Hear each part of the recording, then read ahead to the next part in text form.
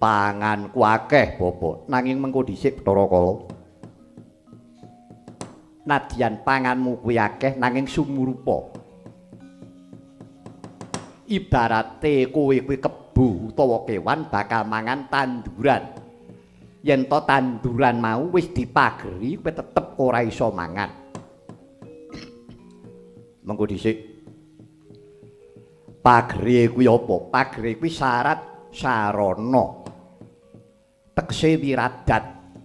Ana wiradate. Kodrat karo wiradat kuwi menang ndi? Menang kodrate. Lah ya ning rak menang kodrate.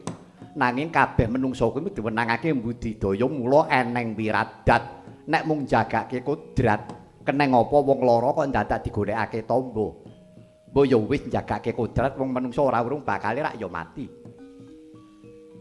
Ning rak ora kena mengkono.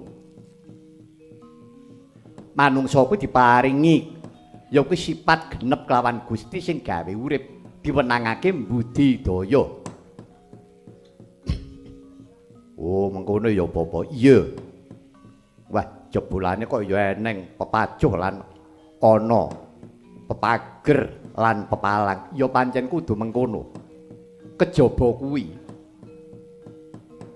Bathara Kala eling-elingen ingkang minangka pepager sarta pepalang tumrape uripmu nggonmu bakal mangan wong Sukerta mau titenana. Ing bathukmu kuwi ana sastra utawa tulisan kang sinebut purwaning dumadi.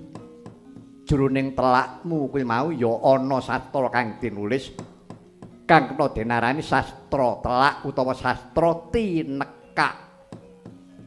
Dadamu kuwi ana tulisane. Ing aran sastra pedhati ya Rajah Kala Cakra tulisan 8 16 sak maknane. Kang ana gigir kena denarani caraka balik. Ya caraka sungsang.